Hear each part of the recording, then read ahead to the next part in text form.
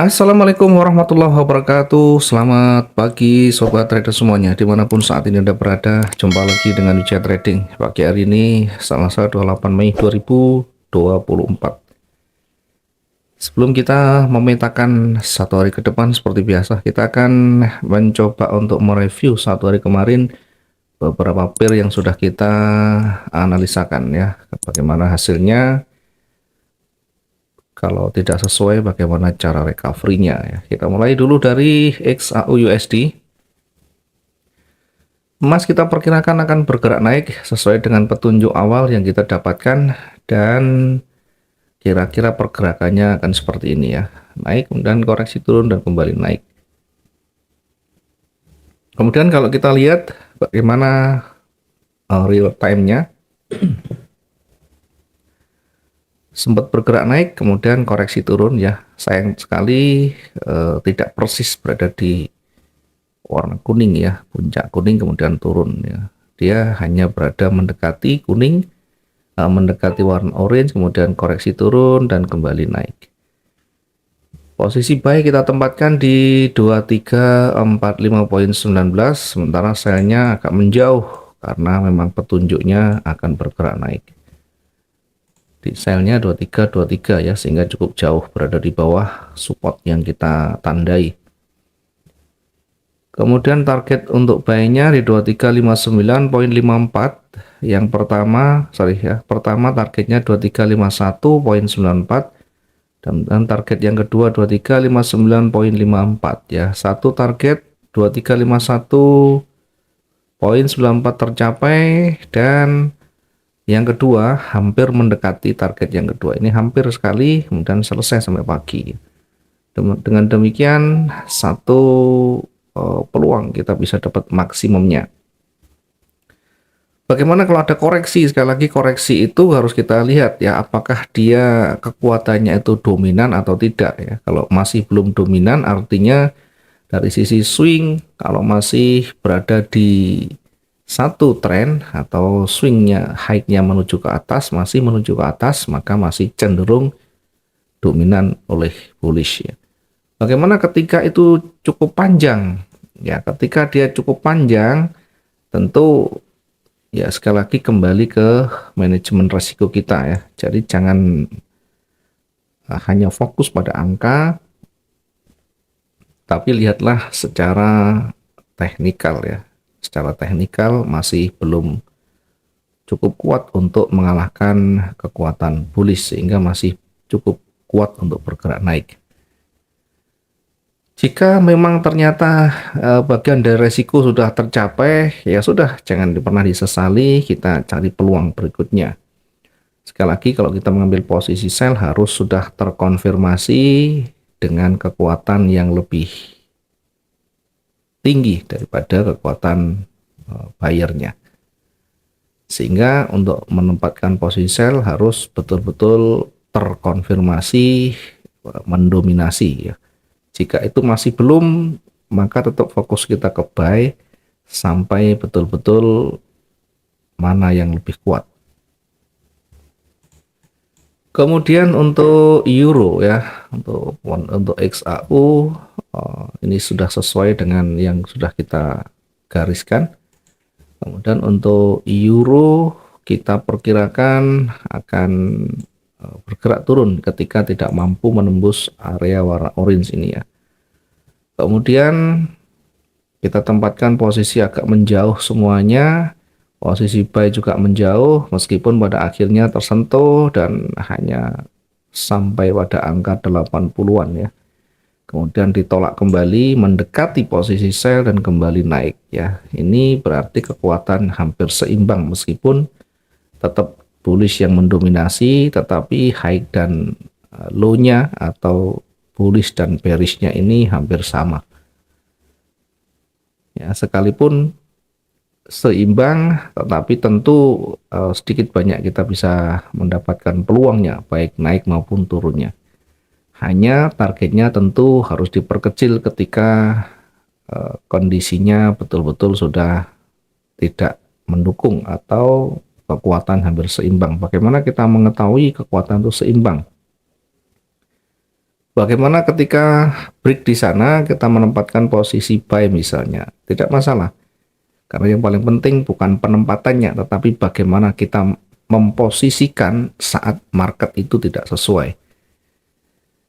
Di jarak berapa, di angka berapa pips misalkan ya, tentu semuanya kembali kepada karakter trading kita, kembali pada style kita, dan tentu beban kecemasan kita. Ya, ada yang mau dengan jarak yang lebih tinggi, ada mau yang jarak yang lebih rendah, semuanya kembali ke psikologi masing-masing. Di posisi ini artinya tidak ada yang mendominasi, jadi ya, kalaupun untung sedikit sudah lebih bagus daripada terkena floating minusnya. Untuk yang pound sterling kita perkirakan sebenarnya sama dengan di euro ya. Selama tidak bisa menembus area orange ini, maka kemungkinan akan bergerak turun. Sementara jika dia menembus, maka kita perkirakan seperti ini ya, naik kemudian koreksi, kemudian naik lagi, koreksi, naik lagi.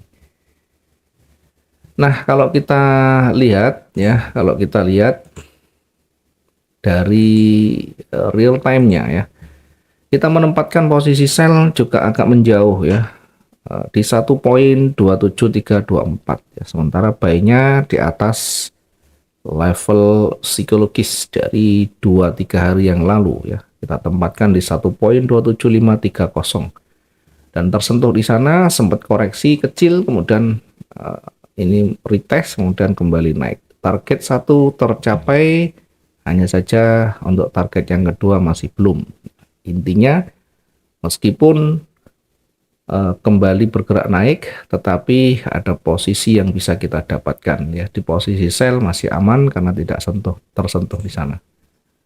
Kemudian di Bitcoin bagaimana? Di Bitcoin kita perkirakan akan bergerak naik ya. Bitcoin akan kita perkirakan naik ya, naik kemudian koreksi turun, naik lagi ya. Ternyata kondisinya agak berbeda ya, karena naiknya tidak cukup tinggi, hanya kecil, kemudian koreksi turunnya juga mendekati supportnya ya, dan kembali naik sehingga posisi sell tersentuh di 6868643.71 ya.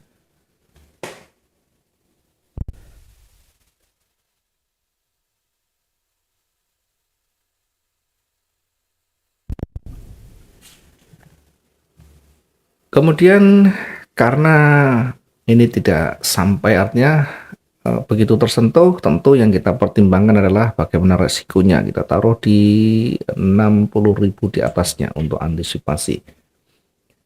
Sehingga ketika bergerak naik sampai di target yang kedua pun, maka tetap selnya ini akan tercover dengan keuntungan dari buy-nya. Jadi ketika sudah posisi tersentuh, jangan menunggu sampai buy ini tersentuh ya. Kita jaraknya harus kita sesuaikan, kita ulang. Karena jaraknya terlalu jauh, maka harus dilakukan pemetaan ulang ya. Untuk buy-nya di atas dihapus, ganti jarak yang sesuai ya, di bawah sekitar 60.000 sampai 70.000. Dengan demikian sampai ke puncak pun nanti akan bisa mengcover kerugian yang ada ya. Itu mungkin yang bisa kita review, mudah-mudahan ada pembelajaran yang bisa kita ambil dan bisa menjadi hal penting yang bisa memperbaiki kualitas trading kita menjadi lebih baik. Kita akan coba untuk petakan lagi untuk 1 hari ke depan dari XAU dulu ya, dari emas dulu yang saat ini sudah bergerak naik ya. Dari sebelumnya sempat bergerak cukup drastis turunnya, kemudian mulai merangkak naik dan sekarang sudah mulai gerak naik lagi. Kalau kita lihat dari pergerakan naiknya ya, kita tarik garis seperti ini ya. Kemudian koreksi turun lagi, maka sebenarnya kita akan uji di area di sini ya. Selama dia tidak bisa break, kembali akan bergerak naik.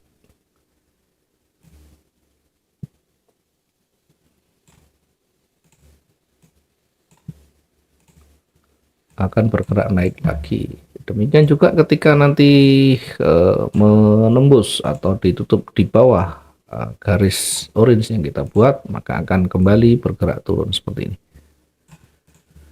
Nah, sekarang di mana kita menempatkan posisi? Karena ini akan bergerak naik, kita coba ukur jarak running dengan itu ya. Oke, kita ambil yang aman saja biar nanti tidak tersentuh kena sumbunya ya. Kita tempatkan posisi buy dulu di sana di 2359.50 ya. Kemudian target yang terdekat kita tempatkan mendekati ujung di sana di 2366.03.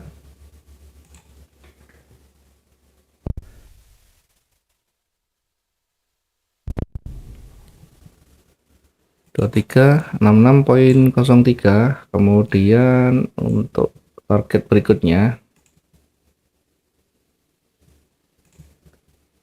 berikutnya kita tempatkan di 2372 ya, 2372.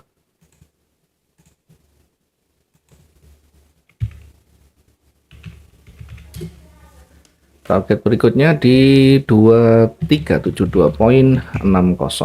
Sementara untuk jenuh ya, jenuh beli kita tempatkan di kisaran di sini ya, di 2383. Ini kisarannya untuk area jenuh belinya. Sebagai bentuk kehati-hatian nanti ketika mendekati area ini.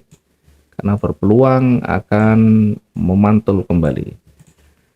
Di sisi bawah, dari sisi bawah kita tempatkan posisi sell-nya di 2344.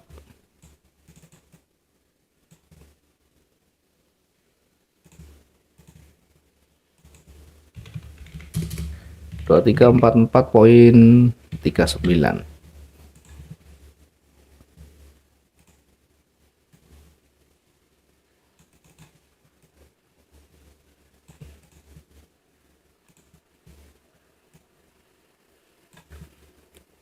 Dengan target yang terdekat di 2337 dan target berikutnya di 23.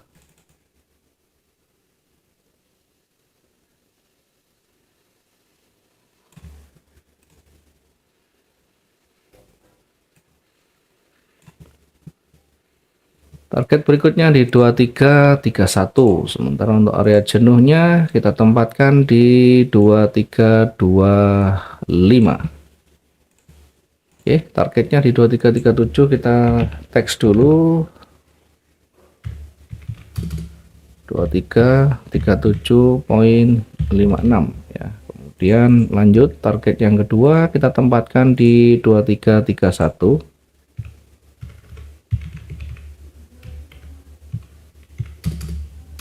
2331.25 dan area jenuh kita tempatkan di 232.